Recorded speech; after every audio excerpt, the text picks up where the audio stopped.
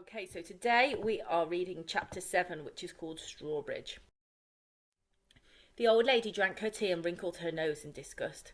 "I'm always doing that," she said. "I'm always letting my tea go cold." The dog scratched his ear, groaning with the pleasure of it, but eyeing me all the time. "Is that the end, then?" I asked. She laughed and put down her cup. "I should say not," she said, and then she went on, picking a tea leaf off the tip of her tongue. "Up till now, it's been just Bertie's story. He told it to me so often that I almost feel I was there when it happened. But from now on, it's my story too." "What about the White Lion?" I had to know. "Did he find the White Lion? Did he keep his promise?" The old lady suddenly seemed clouded with sadness. "You must remember," she said, putting a bony hand on mine, "that true stories do not always end just as we would wish them to. Would you like to hear the truth of what happened, or shall I make something up for you, just to keep you happy?" "I want to know what really happened," I replied. "Then you shall," she said. She turned from me and looked out of the window again at the butterfly lion, still blue and shimmering on the hillside. Whilst Bertie was growing up on his farm in Africa with his fence all around, I was growing up here at Strawbridge in this echoing cold cavern of a house, with its deer park and its high wall around it.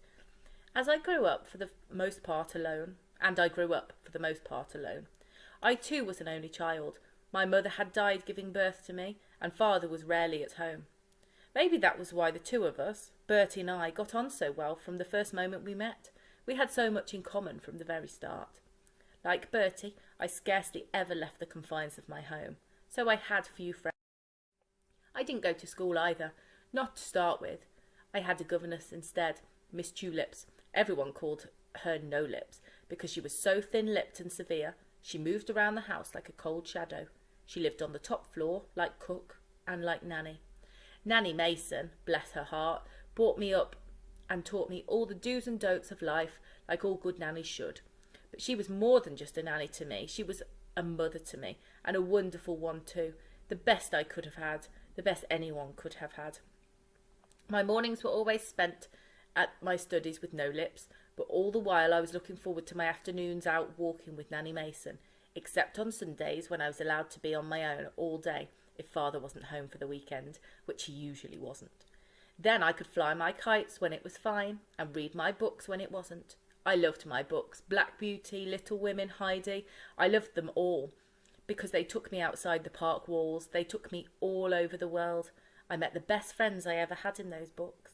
Until I met Bertie, that is.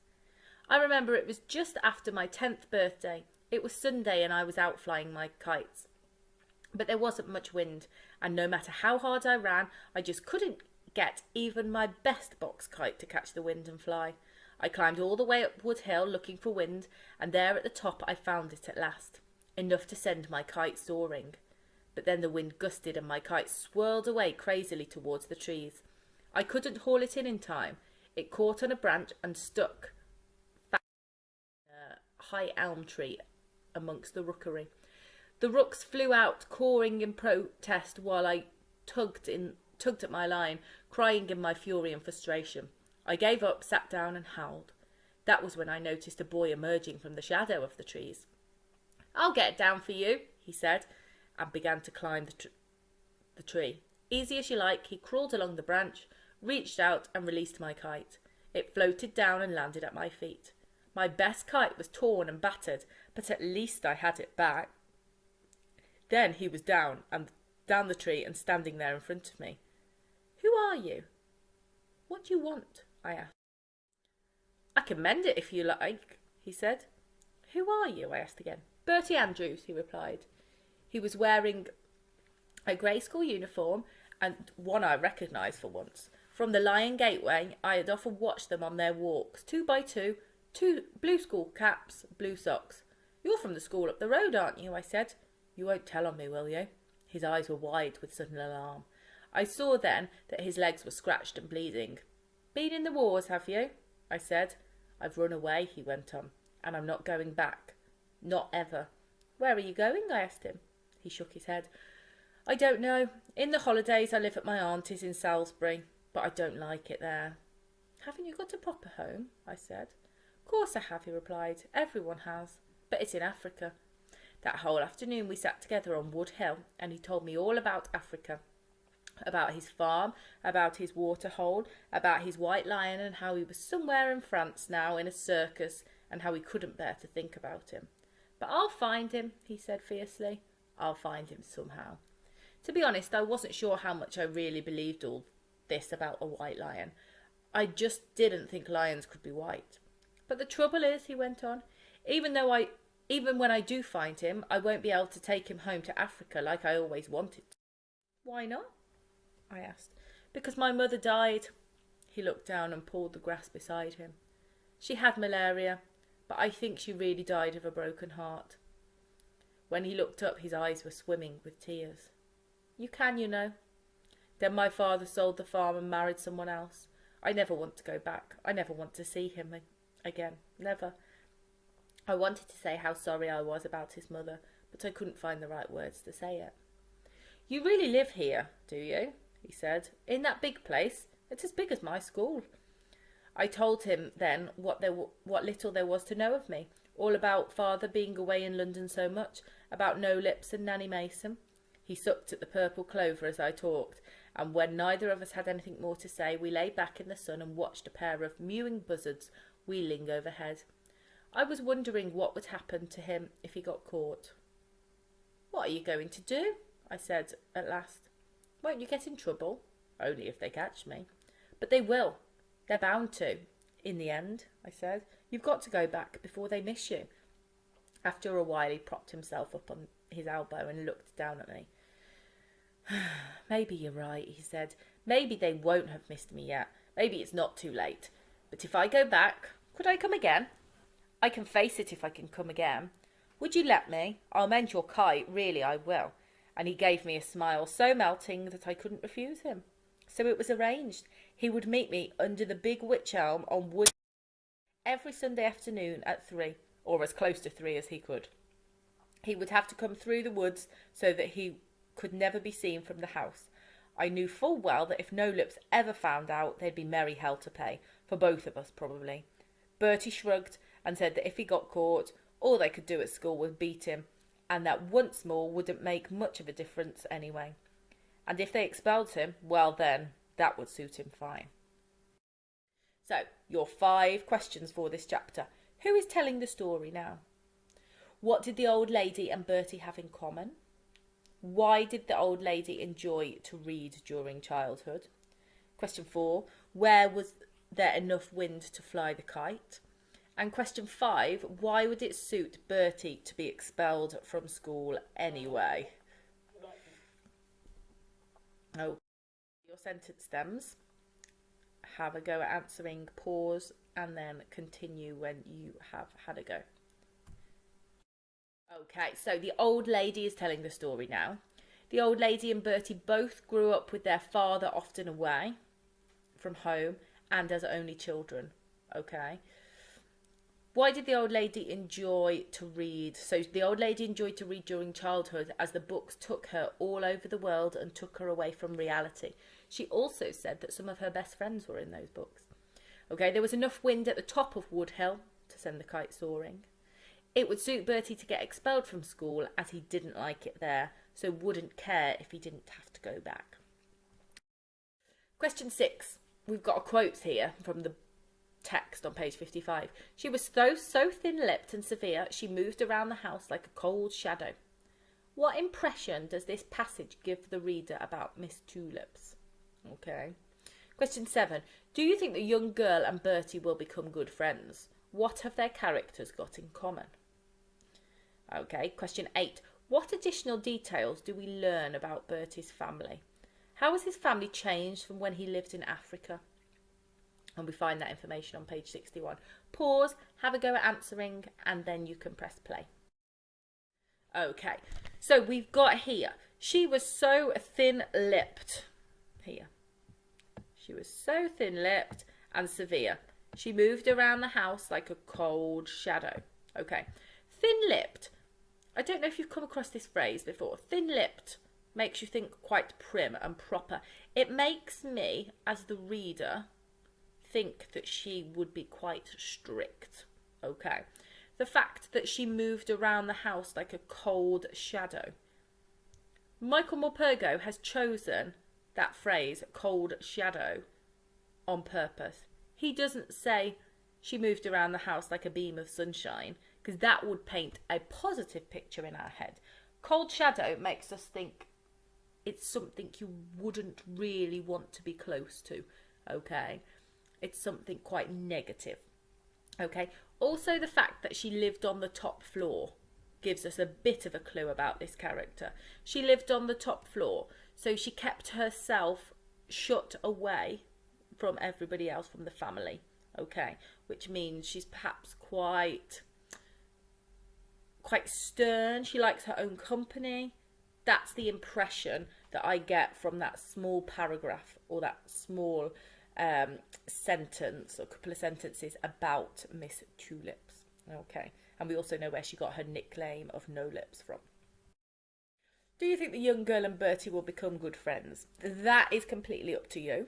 Okay, as we have talked about earlier, they have got quite a lot in common. Okay, they both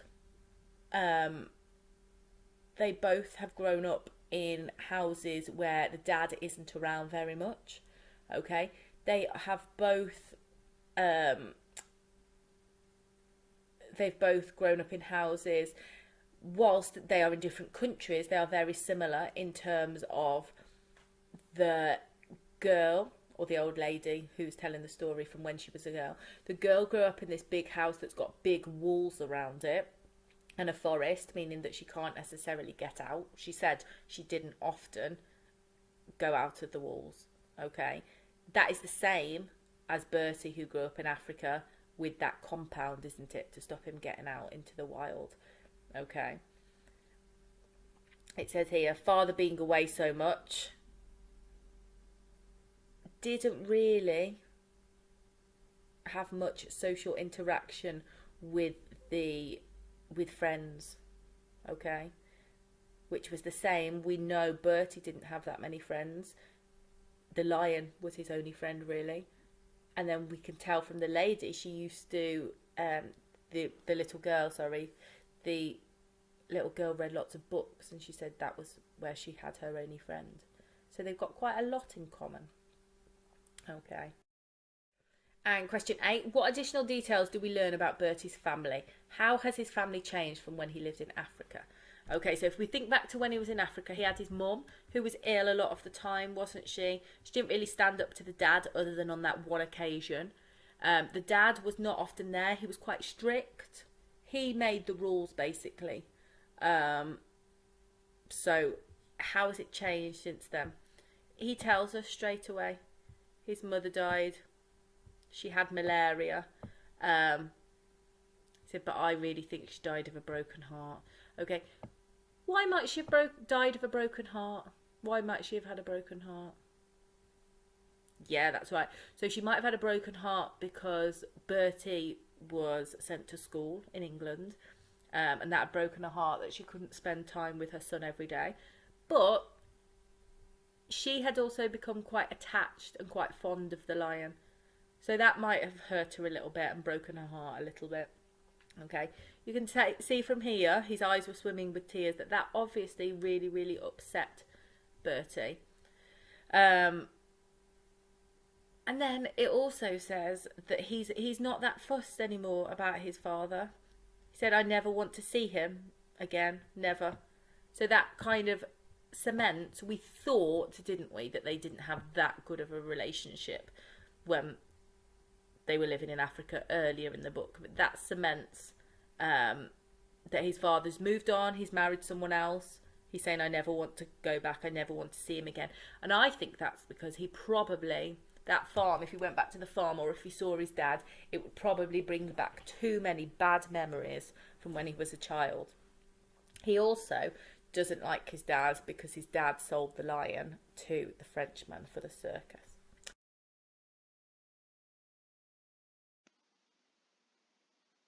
Good morning, guys. I hope you got on okay yesterday. We're just going to go through and check your answers from yesterday. Okay, so again, I'm just going to type them out because it'll be a bit quicker. So for number 1 then, we have got quarter to 1. Okay, well, I don't know if you got that. And the next one, we've got 5 to 2. 5 to 2, like that. It's 5 minutes until 2 o'clock.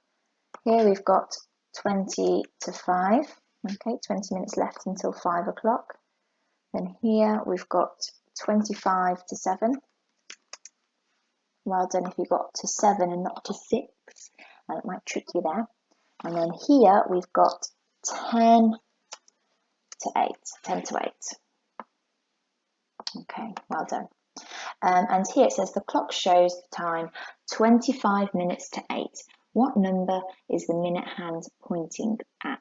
So one of your answers does say 25 to something. So if you look at number 4, that one shows 25 minutes to 7, sorry, and that is on the number 7.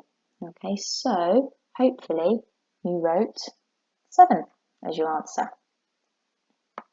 Okay, so your minute hand will be pointing at the number 7, although that doesn't mean anything because the 7 is the 7th hour.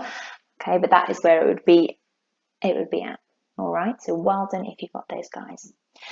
So for your secure it, number 1, it's tell me which one was the odd one out. Well, the first clock, your hour is in the 10th hour, and if you look at your minutes, your minute hands, and these hands aren't quite as long as I'd like them to be, but it is showing 10 minutes past. Okay, so that one is showing 10 minutes past 10. Okay, which means that 10 minutes past 10C is correct. Okay, and then the next one, our hour hand is, our minute hand has gone past halfway. Okay, we're past halfway, which means we're going to look at minutes 2, and we are 5, 10, 15, 20, 25 minutes to the next hour, which is 4, so that's 25 minutes to 4. So that one is correct. So the one that is incorrect is B, 20 minutes past 7. Now, the way I think it was going to try and trick you with that is because you might have thought this one said 20 minutes past 7 because our minute hand is pointing to a 7, and this one is almost looking like it's 20 past, but it's not, okay? You've got to remember our minute hand is the longer one, which shows the minutes, okay? Number 2, George's choir is performing at 4 o'clock. What time should they be on stage? And explain why. Okay, so both of these, the minute hand was showing us 5 minutes to the next hour, okay? You had to work out which one shows 5 minutes to 4. You want to get there before 4 o'clock, so almost at 4, 5 to 4. Okay, so which hour hand is nearly at the 4? Not past it, nearly at. Well, B, if you look at where your hour hand is, it's already gone past the 4, so that one's actually showing 5 to 5, 5 minutes to 5. Okay, A is the one that you would want, that's the time that you'd want to be on stage. That's 5 minutes to 4, 5 to 4. So they'd be on stage for 5 minutes, then it'd be 4 o'clock and they would do their performance. If you got there at 5 to 5, then you probably would have missed it. Okay, so they've got there 5 minutes early. So well done if you got that. And if you explain that B shows 5 minutes to 5 o'clock, which would have been an hour late. Okay, so for today's learning, we are on Friday, the 8th of May, and you're just going to practice telling the times. You're going to be doing a bit of mixture of minutes past and minutes to today, okay, just to embed what you've been doing yesterday and on Wednesday. So pause it now so you can write down your days. Okay, right, so I've got 2 clocks here. Our minute hands, they are nice and long. They are showing you the minute, and you've got your hour hands, which is just pointing to the hour for you. Have a look at it. You don't have to write it down. You can if you want to. It does take a bit longer. Or you can simply say it out loud or think it in your head. What are the 2 times that are being shown? And then I will tell you the answers. Okay, so pause it now if you want to have a little practice, a little go, see if you can get it right. Okay, so over here then, we have got our minute hand. In fact, I'll draw it first. Our minute hand is our blue hand. It's the long one that is pointing directly to the minutes. It is not halfway, it's not gone over half past yet, so we are looking at minutes past because we're on our minute hands on this side of the clock. So it would have started at 0, and I'm going to count in fives: 5, 10, 15, 20, 25. So it is 25 minutes past. What hour are we in? I've just blocked it off now. We are in the second hour still.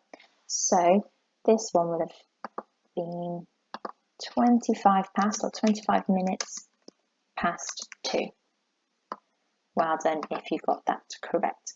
Now this one here, our minute hand isn't on the past side, okay? We are now on minutes to the next hour, okay? So look at your minute hands.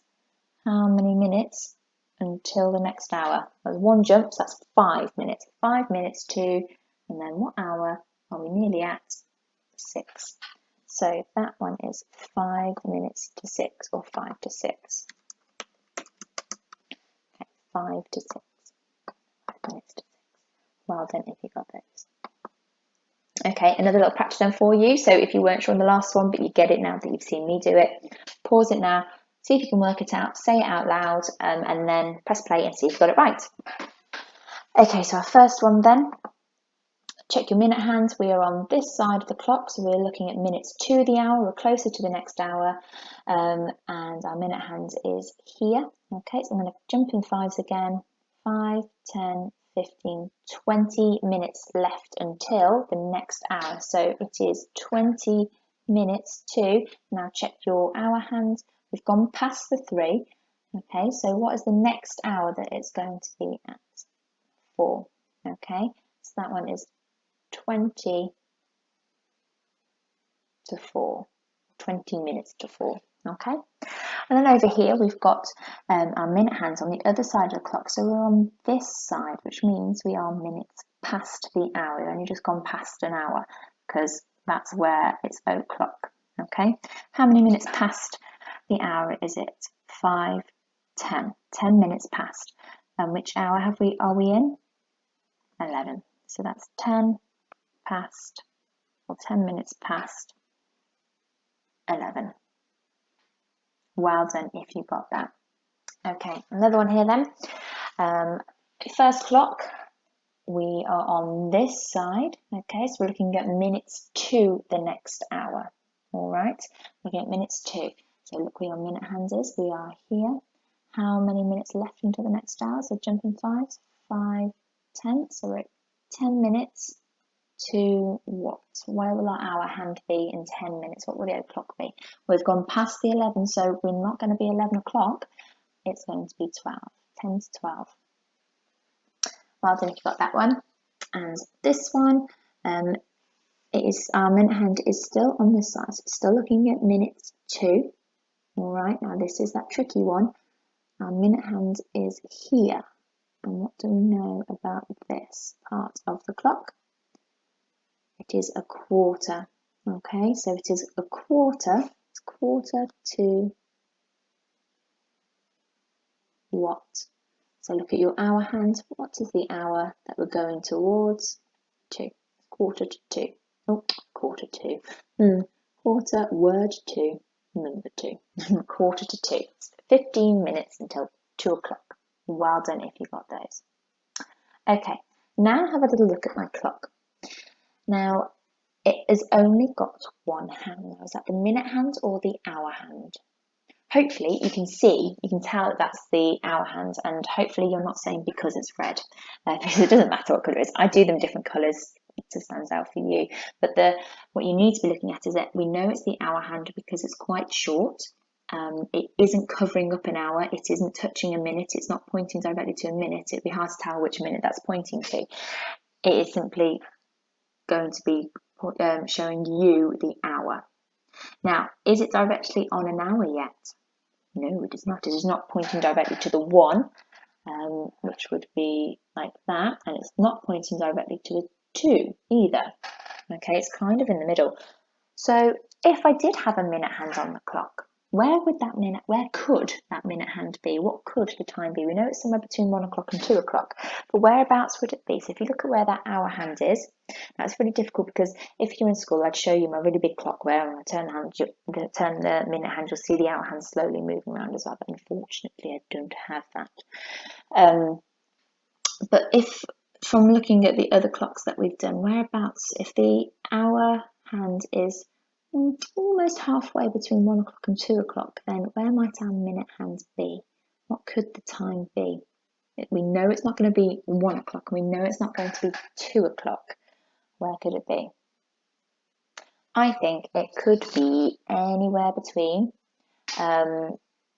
half past, because it has gone, the hour hand's halfway between, so it could be there, okay? Could be 1:30.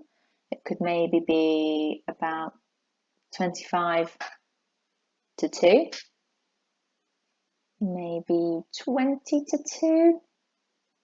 Yeah, and I think if it was 1:45 or 10 to 5, it would be much closer to the 2.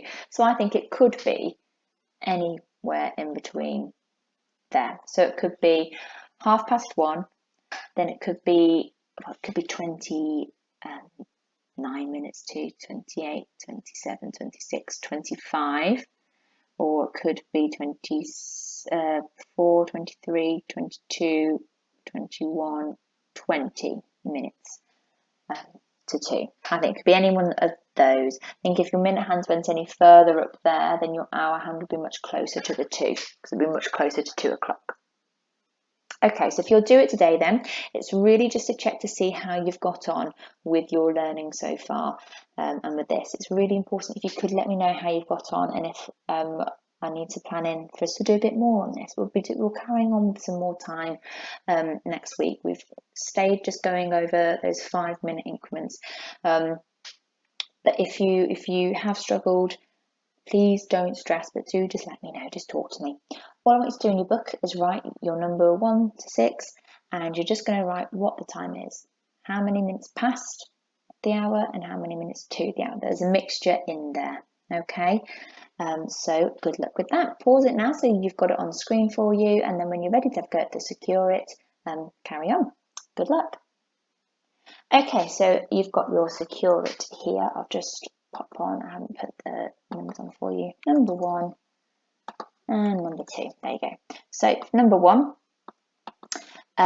we have a clock. All right, and you've got both hands on that clock. Again, it's not showing me the minutes, one of those hands, but it's definitely longer than the other hand. So do just think which hand is longer, which one's closer to the outside of the clock. Dora says that the clock shows 10 minutes to 3. Amir says the hour hand is not quite pointing to the 3, so it must be 10 to 2. Who do you agree with? And then can you explain your thinking? Okay, so that's number 1. Number 2, now this is what we've just had a go at. The clock has lost its hour hand. So slightly different. This one's lost its hour hand. What could the time be? What time could it be? So it's got the minute hand, all right, but it's lost its hour hand. Okay, so what could the time be? It's got the minute hand still, but it hasn't got the hour hand. So what time could it be? And now just think about it. There's not going to be just one answer. Okay. In fact, I think there could be about 12 different answers. So have a go at those and write them in your book for me, and we will go through them on Monday. Have a wonderful weekend, everybody. Remember, guys, if you get stuck, do rewind the video and go over it again. I explained each one of the examples that we did, so do go back if you're stuck. All right. Keep in touch, guys. Have a great weekend. Stay home, stay safe, and I'll speak to you soon. Bye. Hi everybody, welcome to your writing session today. I'm really excited about it because we're going to be writing those reports that we've been working on this week to do with our butterfly lion text. I can't wait to see all of the amazing writing that you're going to be doing. So to warm us up, let's start with our verb tenses that we've been practicing this week. 2 sentences on the board. Peter was a great explorer. Joel begins to share the story with the class. Can you swap them into the other tense for me? Pause the video, have a go, come back when you've got your answers.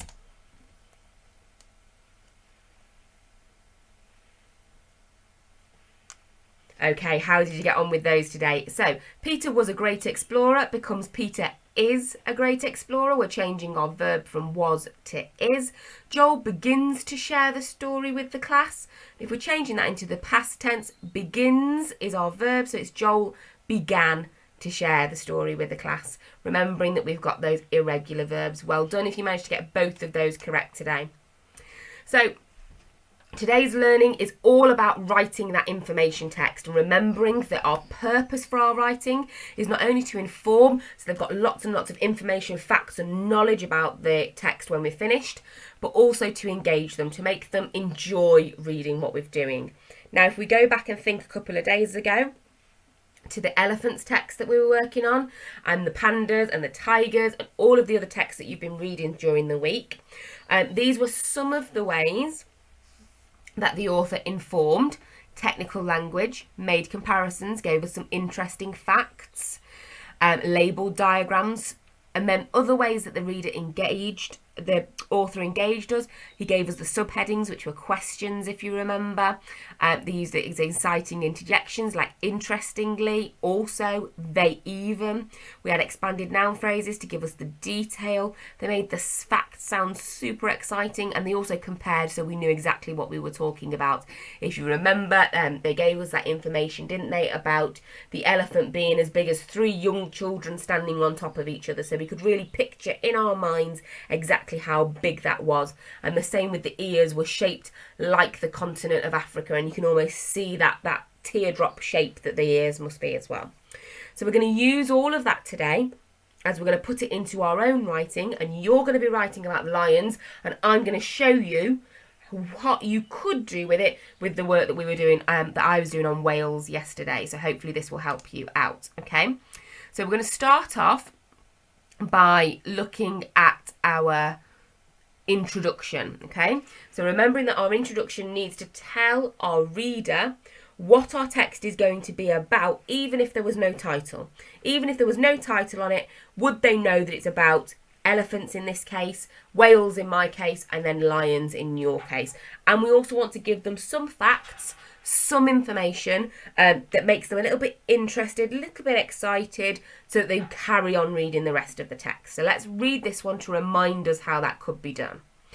Found throughout various countries in eastern and southern Africa, the magnificent African elephant is the largest land animal and is even larger than the Indian elephant. If you are travelling in countries such as Botswana, Tanzania and Zimbabwe, you might be lucky enough to spot one in their natural habitat. Every year these incredible mammals migrate, which means they have to move around so that they can find food during the wet and dry seasons. Okay, we've got those bits of explanation in there as well. We've got those introductions. If you're travelling, it's talking to us directly. It's giving us something really exciting. It's the largest land animal. So we can use these bits of information to make our writing really, really exciting. So let me show you how this could be done for my whales text. Okay, so here we are, and I've got my facts that I spotted yesterday when we were working on this text, and I've written them down in here, so that helps me when it comes to my actual writing, so I can just refer to them, I can cross them off so I know which ones I've said, and then I can make sure that I'm keeping all that facts and information but really engaging my reader as well. So if I have a look here to start with, what's my most interesting fact that I've got, because I want to engage that reader. It's important that I engage the reader right from the start, so I think my best fact is that one there, that it's the biggest animal. Okay, so I'm going to start with that, and I'm going to try and engage them through using a question. So I'm going to start with a did you know. Did you know that blue whales are the largest animal on the planet? And then I'm going to go with even as one of our introductions, bigger than elephants, because our elephants text told us that they were the biggest land animal, didn't they? And this one tells us that it's the biggest animal on the planet. And then I'm going to talk about the fact that they're a mammal. I think that's going to be one of my interesting ones as well. So I'm going to talk about that one. Even bigger than elephants. I'm just going to go for even though. Oh, can I use even bigger than elephants and then say even though? It's too many evens, isn't it? I wonder what word I could use instead. Let me think. Right, to get rid of that one then, I'm going to put many people think that a whale is a fish, but it is actually a mammal because it is warm-blooded and cross these off because I've done those ones. So it's warm-blooded. It's the biggest animal. So I'm going to put breathing air in here as well. Warm-blooded and breathes air. Now I want to compare this to something they know. So we're a mammal, humans are mammals, so I'm going to try and compare it there. Let's go back to that sentence so I can see if this works. Many people think that a whale is a fish, but it is actually a mammal because it is warm-blooded and breathes air just like you and me. I'm going for an exclamation mark to help it to engage that reader even further. Okay? Let me think. I might do this bit next, then the family. The blue whale is part of the dolphin family. Oh, no, I don't like that fact there. I think I might leave it there and go into a new paragraph where I can start to describe my dolphin, and that might help me to fill in that bit as well. So I'm going to leave it there and go into my description next. So this is going to be my introduction. Let's think, does it inform? Let's have a little look whether it informs the reader.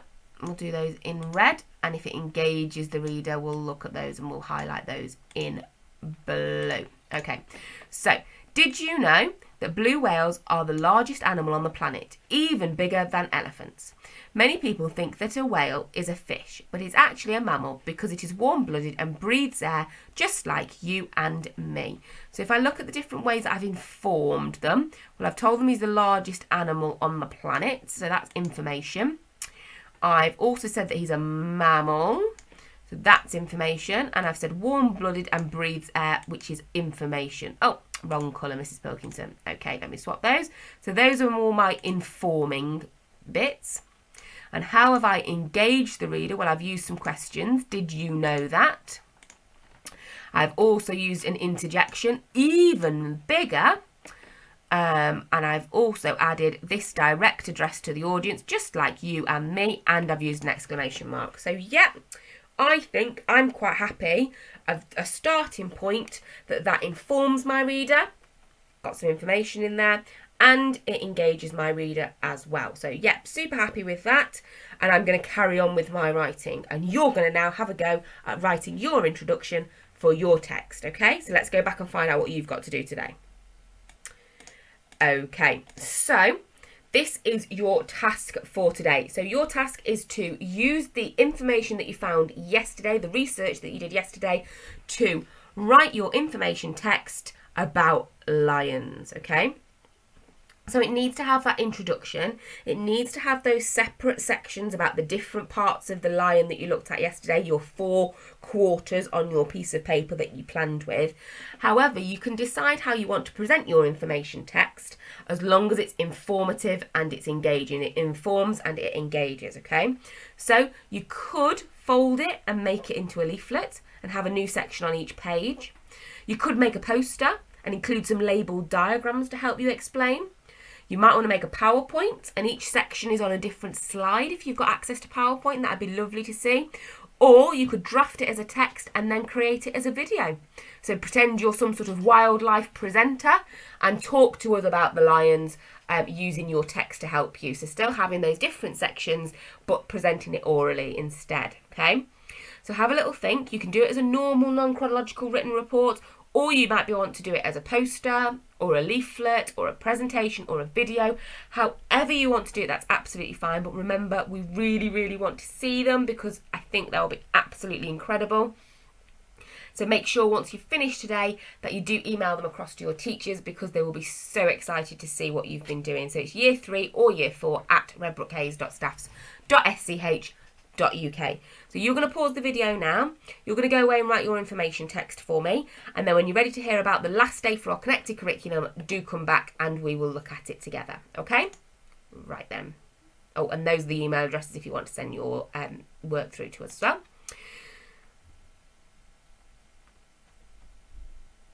So connected curriculum for today, it's our very last day on the features of coastlines. We're going to move on to a new topic again on Monday. So make sure if you've done nothing else this week, that perhaps you watch the videos on the different types of coastlines and you read some of the information that's included in the work pack, so that you're aware of the different coastlines that there are. And then what you can do is if you'd like to show us what you know, we'd really like to see some newspaper reports for Challenge 1, some models, however you decide to make those for Challenge 2. Challenge 3, some letters maybe about different sea defences. And Challenge 4 is that explanation text, however you want to show us what you know, would be more than welcome. Make sure you send those across to us by the end of the weekend as well. And then we'll be back on Monday and there'll be a brand new connected curriculum challenge for you to have a go at. So it's been really, really amazing learning with you this week. Have a wonderful, wonderful weekend and we'll be back on Monday with more facts, more information and lots more learning challenges for you. Have a wonderful weekend, guys. Bye-bye.